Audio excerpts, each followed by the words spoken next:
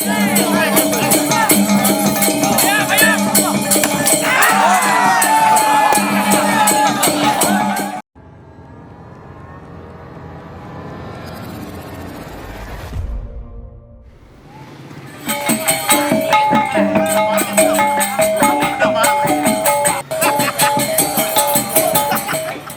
Gebuk Ende, Desa Seraye, Kabupaten Karangasem, Bali, hingga saat ini masih tetap dilestarikan. Tradisi yang bersifat sakral ini digelar berlatar belakang karena daerah Seraye yang kering dan tandus. Pasalnya Seraye ini berada di kawasan perbukitan, yang tentunya jarang hujan. Untuk itu, menurut Kelian Desa Adat Seraye, Imade Salin, salah satu wahana yang dilakukan para tetua dulu untuk memohon agar segera turun hujan di desa setempat, dilakukanlah tradisi Gebuk Ende atau sering disebut Gebuk Seraye. Tradisi ini sudah dilakukan secara turun-temurun, yang dipercaya bahwa gebuk ini adalah salah satu wahana untuk memohon hujan. Bahkan tradisi ini sampai saat ini masih tetap dipertahankan. Terima kasih. Tradisi Gebuk Ende Seraye yang bersifat sakral ini dimulai dari berlatar belakang daerah Seraye yang daerahnya yang kering, yang tandus, yang berada di atas pebukitan, yang sejak zaman dulu di Seraye ini jarang terjadi hujan. Dengan oleh tetua-tetua kami, oleh leluhur kami yang ada di Seraye, karena daerahnya kering, tandus, tidak ada hujan dan terlambat hujannya, maka salah satu wahana beliau-beliau untuk memohon hujan itu adalah dengan melakukan tradisi Gebuk Ende Seraye ini. Sudah dilakukan secara turun-temurun dan sangat dipercaya bahwa gebuk ini adalah salah satu wahana mereka, beliau-beliau untuk memohon hujan.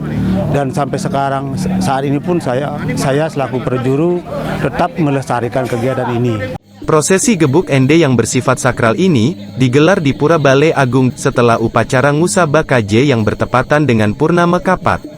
Ketika upacara Purnama Kapat sudah disinep, maka masyarakat Seraye bersiap-siap menggelar Gebuk Ende ini. Seperti yang dilakukan pada Jumat tanggal 14 Oktober tahun 2022.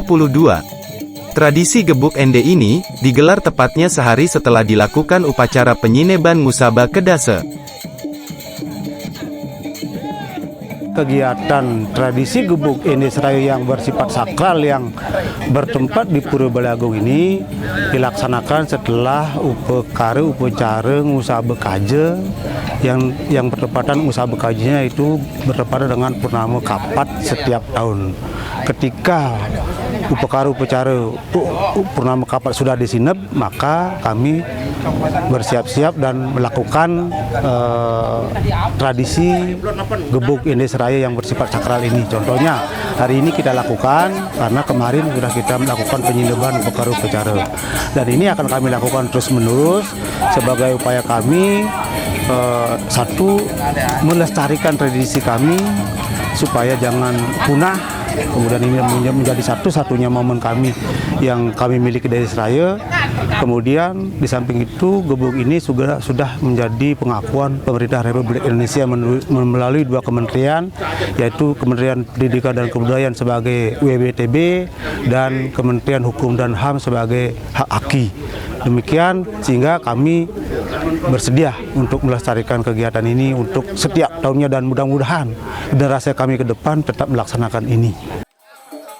Terkait rangkaian prosesi, sebelum Gebuk Ende digelar, terlebih dahulu dilakukan persembahyangan bersama, serta ngaturang sesajen di area tempat melakukan Gebuk Ende. Sementara, untuk peralatan yang digunakan dalam Gebuk Ende yakni, ada alat penangkis berupa anyaman kulit sapi kering dengan bentuk melingkar yang disebut dengan ende. Sedangkan, alat pemukul yang digunakan, terbuat dari penyalin atau rotan dengan panjang sekitar 1,5 meter hingga 2 meter yang disebut gebuk. Rangkaiannya sebelum kami melakukan Gebuk ini seperti tadi, sudah didahului dengan kami di sini sudah mengatur pejati, ditambah dengan seguan, baik seguan di tempat kami melakukan gebuk ini, termasuk di tempat ada gamelan gongnya. Karena gebuk ini diiringi dengan tetabuhan yang disebut dengan bebonangan yang terdiri dari 7 penabuh. Peralatan yang digunakan pada saat mengebuk, pada saat namanya gebuk itu ada endenya. Endenya itu alat penangkis dan pemukulnya adalah penyalin. Nah, aturannya pada saat mengebuk hanya dilarang mencari atau memukul di bawah pinggang, tidak boleh. Di atas pinggang boleh, di mana saja dipukul boleh, tetapi dengan catatan memukul. Jangan menusuk, karena menggebuk itu sama dengan memukul. Itu pantangnya. Kalau menusuk salah. Tuh ya. Selain itu bolehlah dipukul sekuat-kuatnya.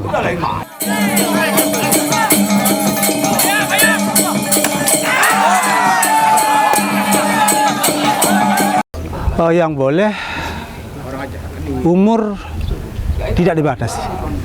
Yang kecil pun, kami punya generasi kecil, anak-anak, remaja, dewasa, tua pun boleh, sepanjang dia mau dan mampu.